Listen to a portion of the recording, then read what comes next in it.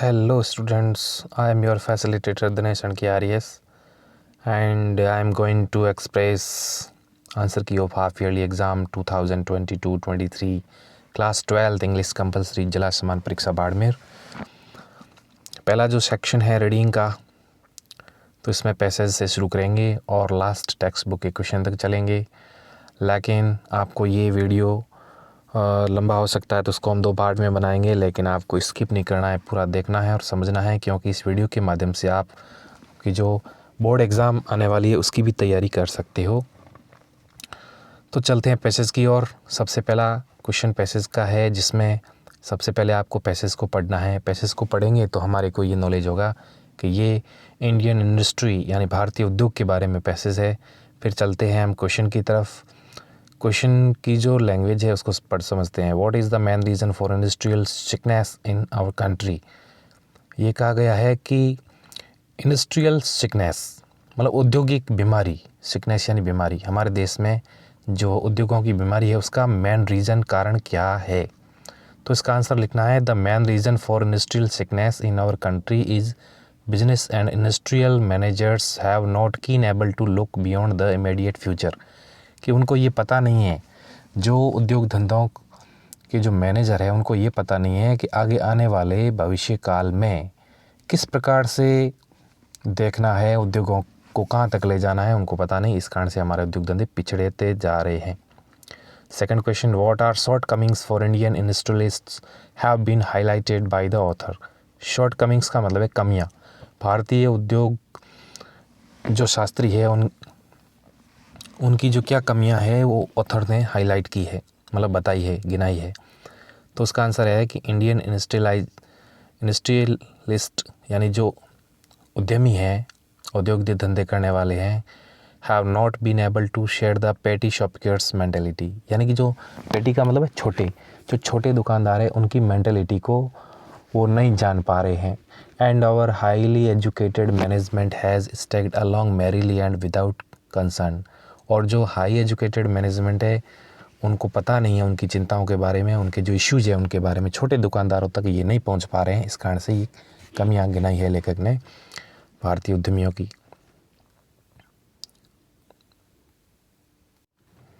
What are the main reasons for the sickness of industry according to leading industrialists. बीमारी क्या है, मुख्य बीमारी, main sickness. They have been to pre occupied with their attempts to report favorable results for the current year, higher profits and larger dividends to the shareholders। कि वे काफ़ी ज़्यादा कोशिश करते हैं अपने फेवर में रिजल्ट लाने की और करंट ईयर में हायर प्रॉफिट शेयर होल्डर को बांटने की ज़्यादा कोशिश करते हैं। इस कारण से है जो उनकी सिकनेस है, कमजोरी है। What do growth and higher productivity create। किस प्रकार से ग्रोथ और वृद्धि और हायर प्रोडक्टिविटी यानी उत्पादन क्रिएट किया जाता है, क्या किया जाता है, किस तरीके से। तो आंसर होगा growth and higher productivity create employment and higher employment create larger market both for industrial and consumer products. यानी कि ज़्यादा से ज़्यादा रोज़गार दिया जाए, इस कारण से हायर प्रोडक्टिविटी ग्रोथ बढ़ाई जा सकती है, उत्पादक क्षमता। Next question, why did Henry Ford stress the need for a more middle class. Henry Ford इस उद्योग वाले मामले के ऊपर नज़र रखते हैं, तो वो क्या कहते हैं कि मिडिल क्लास यानी मध्यम वर्ग के लोगों के लिए क्या नीड है, क्या आवश्यकता है। Henry Ford who brought home the need for the creation of a larger and more stable middle class that is larger number of people who can afford more and more of goods and services। कि उनको ज़्यादा से ज़्यादा वस्तुओं और सेवाएं दी जाए। सिक्स क्वेश्चन है, what should the industrialist do to improve the condition of Indian industries. कि क्या करना चाहिए जो उद्यमी है उनको कि भारतीय उद्योगों की हालत सुधर जाए। तो इसका आंसर होगा they should know the petty shopkeepers mentality. यानी छोटे दुकानदार हैं उनकी मेंटेलिटी को जाने, उनकी जो मानसिक अवस्था है उसको जाने, उनका मन टटोले। एंड और highly educated management had stacked along merrily and without concern. और जो एजुकेटेड मैनेजमेंट है उनको भी खुशी से है जो बिना चिंता के रहना है। क्वेश्चन नंबर 7 है find out from the passage the synonym of the word illness. Illness का सिनोनिम यानी पर्यायवाची शब्द ढूंढना है। इलनेस का मतलब बीमारी होता है और पैसेज में एक शब्द है सिकनेस, उसका मतलब भी बीमारी होता है। Next question find out the antonym of the word adequate from the passage. Adequate का मतलब है पर्याप्त, तो इसका अपोजिट है, इसके आगे इन लगाने से बन जाएगा जो पैसेज में से मिला है हमको, इनएडेक्वेट, अपर्याप्त। Next question right synonym of the word happily from the passage. Happily का मतलब खुशी से और इसका सिनोनिम होता है मैरीली यानी खुशी से। नेक्स्ट पैसेज में चलते हैं। नेक्स्ट पैसेज है there are some man who seem to be always on the lookout for trouble and tell the truth. They are seldom disappointed. Listening to such men, one world think the world is one of the stormiest and most disagreeable places. अब ये जो passage है उसमें ये बताया गया है कि कुछ लोग ऐसी दुनिया को बहुत ज़्यादा कन्फ्यूज़न वाला ऐसा समझते हैं, दुख भरा जगह मानते हैं, लेकिन दुनिया है जो सब अपने तरीके से जिए तो बिल्कुल अच्छी लगती है। तो ये पैसेज किसके बारे में है? तो पहला क्वेश्चन है द पैसेज इज़ अबाउट, इसमें ऑप्शनल वाले क्वेश्चन है, पैसेज किसके बारे में है। तो पहला क्वेश्चन है our disagreeable and hostile world, a kindly and pleasant world, और indifferent and unresponsive world, the world and that one makes of it. तो इसका ये होगा कि कोई व्यक्ति इस वर्ल्ड को अपने अनुसार ढाल सकता है। ये जो क्वेश्चन है ये राइट है, ये वाला डी। नेक्स्ट क्वेश्चन है they are seldom disappointed, the statement denotes the such man. Disappointed निराश, अक्सर निराश हो जाते हैं ऐसे लोगों के बारे में लेखक कहते हैं। तो कौन सा ऑप्शन राइट होगा? तो इसमें ऑप्शन डी राइट होगा। Option D is right here. Generally do not fail to the come across troubles, यानी कि ऐसे लोग जिनको कम अक्रॉस का मतलब अचानक सामना होना, ट्रबल्स मुसीबतों का सामना होने में असफल नहीं होते हैं, ऐसे लोग अक्सर निराश नहीं होते हैं। डिसअपॉइंटेड का मतलब है निराश होना। The author's oven view of the world is that it is. Author का खुद का व्यू क्या है इस वर्ल्ड के बारे में? तो ऑथर का व्यू इस वर्ल्ड के बारे में ये है कि ये जो दुनिया है one of the loveliest and quietest places, सबसे प्यारा और शांत जगह। On the other hand unlikely quarters the statement show the people's reaction to the our attitude is. हमारा एटीट्यूड किस तरह का होना चाहिए? तो हमारा एटीट्यूड इस तरीके का होना चाहिए, surprisingly responsive. How can we change our neighbourhood into pleasant one. अपने आस पड़ोस को अच्छा स्थान कैसे बना सकते हैं? तो इसका होगा बाई चेंजिंग आवर ओवन वे, यानी अपने खुद के तरीके चेंज करके हम आसपास की जगह को अच्छा बना सकते हैं। Next question which of the following is opposite in meaning to the expression thin skinned as used in the passage. Thin skin यानी पतली चमड़ी के लोग। तो पतली चमड़ी के लोग हैं तो कैसे होंगे? वो होंगे इनसेंसिटिव, अति संवेदनशील। सेक्शन बी में चलते हैं। इसमें राइटिंग वाला पोर्शन है जिसमें question number 16 you are Rohit और Monika studying in government senior secondary school Barmer. Your school is organising a historical tour to Udaipur. Draft a notice informing the students of class 12 in about 50 words. तो ये notice writing का question है। इसमें ये बताया गया है कि आपका नाम रोहित है या मोनिका है और आप government senior secondary school Barmer के विद्यार्थी हो और आपका स्कूल है जो हिस्ट्रिकल टूर यानी ऐतिहासिक भ्रमण पे जा रहा है उदयपुर। तो कक्षा 12वीं के विद्यार्थियों को निर्देशित करते हुए आप एक नोटिस ड्राफ्टिंग कीजिए। तो सबसे पहले स्कूल का टाइटल लिखना है इस प्रकार से जैसा क्वेश्चन में पूछा गया है, उसके बाद डेट, उसके बाद नोटिस को अंडरलाइन करते हुए डार्क करते हुए लिखना है। फिर इसका नोटिस का टॉपिक है हिस्ट्रिकल टूर टू उदयपुर, वो लिखना है। उसके बाद लिखा है all the student of class 12th class are informed about an educational tour to Udaipur organised by our school as per the given programme spent 7 days, यानी कि 7 दिन का प्रोग्राम है। 25 December 2022 to 31 December 2022 own school bus with cooks under history and geography teachers साथ में जा रहे हैं, कुक और टीचर्स। उसके बाद जो फीस है वो 3500 ओनली पर हेड, 3500 रुपये पर स्टूडेंट के। Those who are interested may contact the undersigned before 15 December 2022। Return acceptance of their parents to also a must, यानी कि अपने पेरेंट्स से लिखित में अनुमति लेनी है। और लास्ट में जो पूछा था कि आप कौन हैं, और उसके नीचे लिखना था रोहित और मोनिका। तो इस प्रकार से रोहित और मोनिका है जो इसको ये लिख रहे हैं, या बॉयज़ है जो रोहित लिख सकते हैं और गर्ल्स है जो मोनिका लिख सकती है।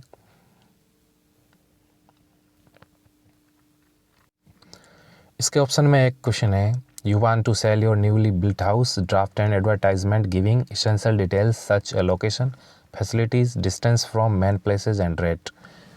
कि आप एक नया घर बेचना चाहते हैं और उसके लिए डिटेल लिखते हुए, लोकेशन लिखते हुए और उसकी रेट लिखिए अंदर। तो ये जो क्वेश्चन है, चाहे वो नोटिस राइटिंग का हो या एडवर्टाइजमेंट का, वो 4 मार्क्स का होता है। तो जो घर न्यूली बिल्ट हाउस यानी कि नया निर्मित घर है उसको बेचने का हम यदि ऐड डालते हैं तो सबसे पहले ऊपर टाइटल में फॉर सेल लिखेंगे। उसके बाद में इस तरीके से, ready to sell an independent newly built house of 3 floors, 3 floor का है घर, each floors with bedrooms attach to toilet, kitchen, dining, drawing room in Gandhinagar Barmer, east facing, पूर्व दिशा की ओर है ये फेस करता हुआ, वेल वेंटिलेटेड हाउस, हवादार घर है काफ़ी अच्छा, 1 kilometre distance from railway station and bus stand, price according to current property rates and negotiable to, negotiable का मतलब है बातचीत के आधार पर इसकी रेट है जो निकाल सकते हैं। कॉन्टैक्ट पर्सन है अतुल, गांधीनगर बाड़मेर, मोबाइल नंबर, इस प्रकार से लिखना है। Question number 17, you are Akshita, sports secretary of your school, write a report on Rajiv Gandhi Olympic games held in your school, how many teams, starting date, names of games, winner closing ceremony.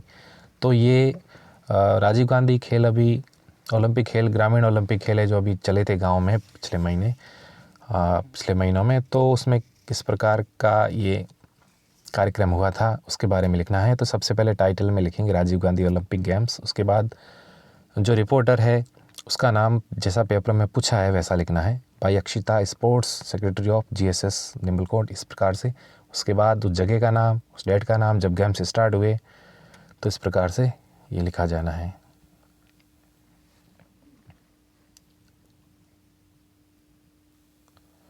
इसके option में एक question है, translate into Hindi, एक passage दिया है जिसका हिंदी में अनुवाद करना है, इस प्रकार से। ये 5 नंबर का क्वेश्चन है।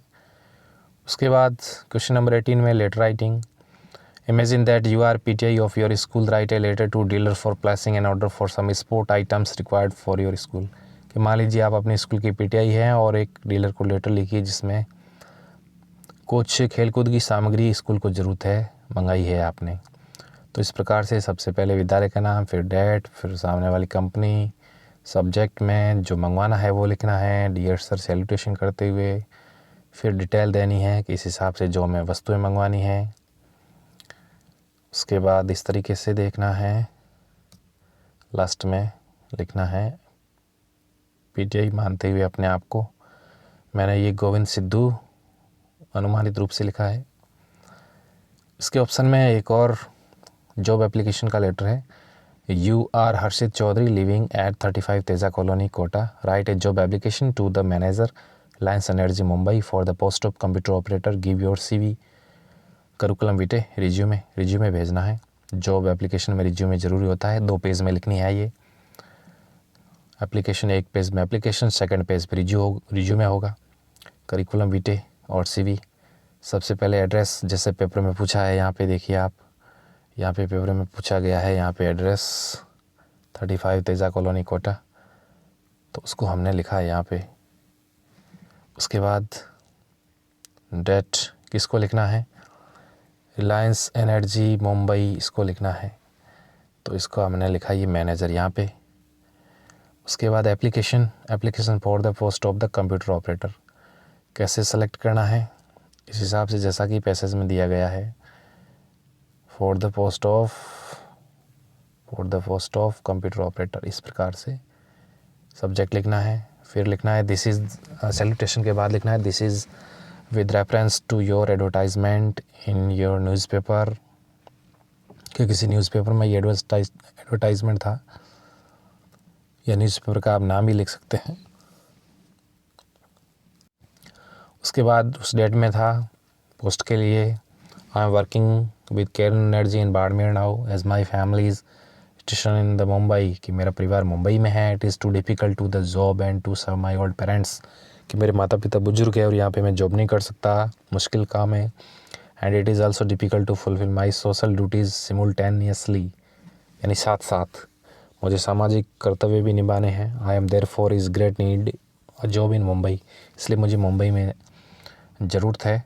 I have 3 years work experience, can assure you of my best services if you get a chance.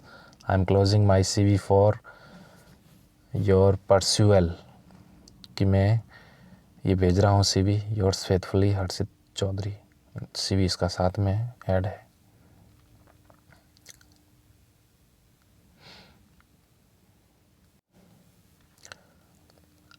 यदि साथ में कोई जॉब नहीं कर रहे तो फ्रेश पोस्टिंग के लिए भी लिख सकते हैं। CV में देखिए name, address, date of birth, marital status, educational qualification, job experience, expected salary as per rule, strength यानी अपनी मजबूती क्या है, working with dedication and strong will power. Grammar में आइए, क्वेश्चन नंबर 19। सबसे पहले जो 1-2 क्वेश्चन है वो क्लॉजेज से संबंधित है। कौन सा क्लॉज आएगा, 3 ऑप्शन दे रखे हैं। She is sure he will make a mistake, उसे पूरा भरोसा है कि वो मिस्टेक करेगा। यहाँ पे शी है फीमेल और सामने वाला जो ही है वो मेल है, तो ये जो है वो मिस्टेक करेगा। वेयर तो हो नहीं सकता, वेयर है जो किसी जगह के लिए होता है, और विच होता है वो किसी नॉन लिविंग थिंग्स के लिए होता है। लेकिन यहाँ पे हम नाउन क्लोज मानेंगे दैट से, तो इसमें होगा दैट, राइट होगा that. Next question, tell me where that which you have seen my purse. Purse गुम हो गया है तो ये किसी जगह पे गुम हुआ होगा, इस कारण से यहाँ पे होगा अपने वेयर राइट होगा इसमें। अगला क्वेश्चन है he took a knife he wanted to kill the hand, join sentence using infinitive. Infinitive होता है जो टू के बाद फर्स्ट फॉर्म होती है दूसरे सेंटेंस में, उसको पहले सेंटेंस से ज्वाइन करना है। तो इस तरीके से किया हमने, he took a knife to kill the hand. इसमें जो ये हमने इस पार्ट को रिमूव किया, ही वांटेड इस पार्ट को रिमूव किया, उसके बाद जो है वो टू से पहला सेंटेंस ख़त्म हुआ, उसके बाद दूसरा सेंटेंस ऐड करके सिंपल सेंटेंस बना दिया। नेक्स्ट में I saw a dog, the dog was lying on the road. तो दूसरे सेंटेंस में नाउन रिपीट हो रही है, तो रिपीटेड नाउन उसको रिमूव करना है और विच का यूज़ करना है उसके बाद डॉग के लिए। डॉग है जो स्मॉल एनिमल होता है, तो इस तरीके से किया हमने। I saw a dog which was lying on the road, इसमें जो डॉग है वो रिपीट हो रहा है दूसरे सेंटेंस में, तो उसको रिमूव कर दिया। उसके बाद सेक्शन सी में टेक्स्ट बुक्स आते हैं, ये पैसेज आता है, उसके पैसेज को पढ़ के क्वेश्चन ढूंढने होते हैं। तो ये जो पैसेज है वो master Hamel the last lesson में से लिया गया है। पहला question, what did master Hamel have for the students that day. Students के लिए क्या लाए थे मास्टर हैमेल यहाँ पे, तो आंसर होगा master Hamel had new copies for the students that day. यहाँ पे FOU नहीं है, यहाँ पे FOR है, देखिए ये यहाँ पे FOR, तो इसको FOR लिखना है, FOR। सेकंड क्वेश्चन, न्यू, यहाँ पे पहले मैं न्यू कॉपीज़ लाए थे। Second question, what did the beautiful round hand France अल्सेस look like, कैसे दिखाई देते थे ये जो लिखे हुए थे। The beautiful round hand France अल्सेस look like little flags, छोटे ध्वजाओं की तरह दिख रहे थे जो उस कॉपियों के ऊपर नाम लिखे हुए थे। What was the only sound that could be heard, कौन सा साउंड आ रहा था वहाँ पे जब ये बच्चे वहाँ पढ़ रहे थे लास्ट लेसन में। The only sound that could be heard was the scratching of the pens over the paper, सिर्फ और सिर्फ वहाँ पे आवाज़ आ रही थी, स्क्रैच का मतलब है खरोच, पेपर से पेपर के ऊपर पेन से लिखते हैं, उसकी खरोच आ रही थी और कोई आवाज़ नहीं आ रही थी। Who cooed on the roof and in what tone. Coo मतलब वहाँ पे गुटरगू की आवाज़ किसकी आ रही थी और कैसी टोन थी उनकी। तो पिजन्स यानी कि कबूतरों की आवाज़ आ रही थी और वो भी वेरी लो यानी बहुत कम आवाज़ में। साइलेंट का मीन्स ढूंढना है तो होगा क्वाइट। अपोजिट ढूंढना अगली का तो ब्यूटीफुल। काफ़ी इजी पैसेज था ये। Question number 21, how did the author emerged as a perfect swimmer by hiring an instructor. Deep water में से लिया गया है कि किस प्रकार से इंस्ट्रक्टर, उन्होंने एक निर्देशक रखा था स्विमिंग सीखने के लिए, तो वो किस प्रकार से जो सिखाया उसने। तो वो आंसर होगा instructor first taught him to stay in the water, कि पानी में रहने के लिए सिखाया। Then he taught him to put his face under water and exhale, कि पानी के अंदर अपना डालना है चेहरा और सांस को छोड़ना है। And to raise his nose and inhale, उसके बाद है जो अपनी नाक ऊपर निकालनी है और इनहेल यानी सांस लेनी है। Next he taught him how to kick with his legs, पैरों से कैसे पानी में लाते मार के चलना है। Thus gradually he became a perfect swimmer, तो इस प्रकार से वो लेखक हैं वो परफेक्ट स्विमर बन जाते हैं। इसके ऑप्शन में एक और क्वेश्चन था, why did एडला still entertain the peddler even after she knew the truth about him, कि एडला ने उस पैडलर के बारे में सत्य जान लिया था कि वो चोर था, तो कैसे उसके साथ बिहेव किया। She understood the reality of the peddler's life and wanted him to enjoy a day of peace with him, कि उसकी रियलिटी जानने के बाद भी उस लड़की ने उसके साथ शांति से दिन बिताने का सोचा। Hence she still entertain the peddler even after knowing the truth about him. Question number 22, what did Franz notice that was unusual about the school that day, कि स्कूल के बारे में अनयूजुअल क्या था उस टाइम, असामान्य बात क्या थी। तो फ्रेंच ने नोटिस किया कि स्कूल में उस समय असामान्य बात ये थी कि हमेशा जो भागा दौड़ी होती है टेबलों के ऊपर वो नहीं थी, और संडे मॉर्निंग की तरह लग रहा था school. Why was the office boy frustrated, who did he show his anger on. Poet and pancake से लिया गया है, कैसे वो ऑफिस बॉय अपना फ्रस्ट्रेट होता है, दुखी होता है और किस प्रकार से अपना गुस्सा जाहिर करता है, इस तरीके से लिखना है। उसके बाद एक स्टेंज आता है पोएम वाला, उसको पढ़ना है और लिखना है। What was the pain the poet realised, ये लिया गया है माई मदर एट 66 में से। जो दर्द है जो कवि को महसूस होता है, मदर्स ओल्ड एज, उसकी माँ का जो बुजुर्ग अवस्था है उसको देखकर पोइट को दर्द महसूस हुआ। What were the merry children doing, happy children क्या कर रहे होते हैं, coming out of their homes. इसके ऑप्शन में एक और पोएम है। What does the poet sometime feel, poet क्या फील करता है, child's longing in vain. How much time the sadness wait, sadness कब तक चलती है, पूरे दिन। Question number 25, why were the poor villagers compelled to put up A road side stand. उनको पुअर विलेजर होते हैं वो रोड साइड स्टैंड बनाने पे मजबूर क्यों होते हैं। And how did the city dwelling motorist react to this endeavour, ऐसे कार्य के लिए वे शहर में रहने वाले जो लोग हैं कार चलाने वाले, वो क्या रिएक्ट किया करते थे उनके लिए। The folk who had put up the roadside stand pleased to city dwellers to stop and buy their wares so as to enable them to earn some extra money for the decent living। अब ये उनको force यूँ किया करते थे उनके पास रुकने के लिए कि जो गांव के लोग हैं वो अपनी आजीविका कैसे चलाए, तो इसके लिए शहर के लोगों की जो गाड़ियाँ हैं वो वहाँ रुके और उनके लिए अर्निंग पैदा करे। इसके ऑप्शन में एक और था ये कीपिंग क्वेट, यानी शांत रहने वाला जो पोएम है उसके बारे में पूरा एनवायरनमेंट है जो किस प्रकार से शांत रहना है और हमें पीस एंड ब्रदरहुड भाईचारा रखना है।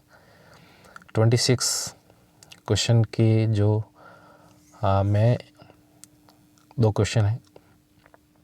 How is thing of beauty a joy for ever, कि सुंदरता हमेशा के लिए होती है वो कैसे होती है, तो ये जॉन किट्स की पोएम है उसके बारे में बताया गया है।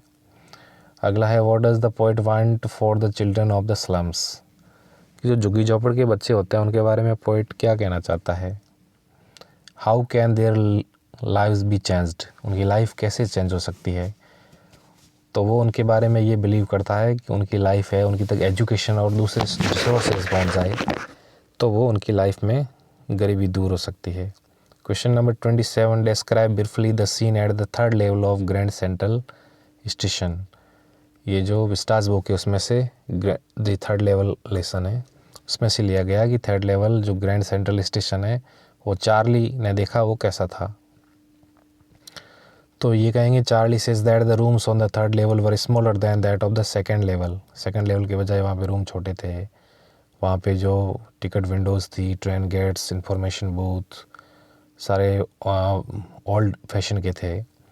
इसके ऑप्शन में मिस्टर लैम के बारे में लिखना है, जो डेयरी की लाइफ के बारे में उनका क्या एटीट्यूड होता है। 28 क्वेश्चन में who was doctor Sadao, where was his house. Japan के जो डॉक्टर होते हैं ये डॉक्टर सदाओ, उनका जापान के तट पे, समुद्र के तट पे उनका घर होता है। Who was the tiger king, why does he get that name. Tiger king ये जिलानी जंग बहादुर प्रतिबंध पुरमकेरी टाइगर किंग होते हैं।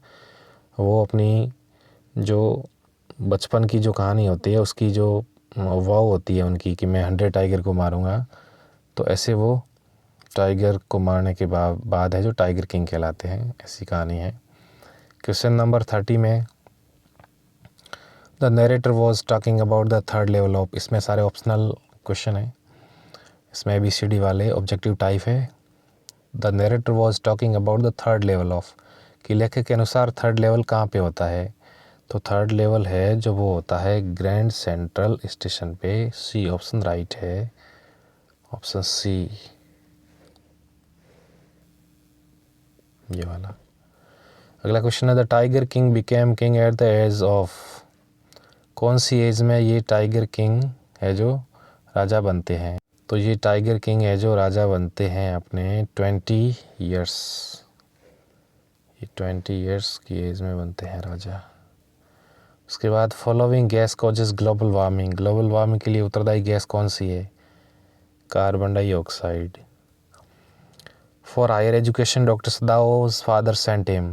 डॉक्टर सदाओ के फादर ने उनको हायर एजुकेशन के लिए कहाँ भेजा, USA अमेरिका भेजा। Who was not happy with rose like smell. Roger skunk होता है, उसकी गुलाब जैसी स्मेल आती है, तो उससे कौन हैप्पी नहीं था, खुश नहीं था, तो वो थी उसकी मदर मॉमी स्कंक।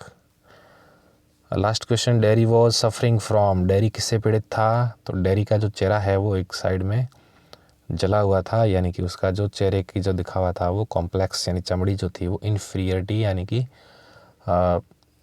घटिया, या फिर उसको यूँ कहें कि वो दूषित थी, चमड़ी ख़राब थी एक चेहरे की, किसी एसिड से जल गया था, इस कारण से वो इस पीड़ा से गुजर रहा था। ये राइट क्वेश्चन होगा, इन्फीरियरिटी कॉम्प्लेक्स।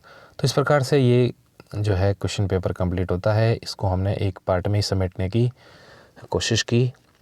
आई होप आपको ये सॉल्यूशन पसंद आया होगा, और ये है जो दूसरे अपने स्टूडेंट फ्रेंड होते हैं उनको भी शेयर करना है, और उनको भी इस पैसेज के बारे में और सारे जो दूसरे ABCD सारे सेक्शन है उसके बारे में बता के वीडियो को शेयर करना है और वर्क हार्ड करना है। और इसके बारे में जो भी आपको कन्फ्यूज़न है वो अपने कमेंट्स है जो कमेंट बॉक्स में लिख सकते हैं। मैं उसको आपके जो क्वेश्चन है उनको क्लियर करने की कोशिश करूँगा। Thank you. जय हिंद।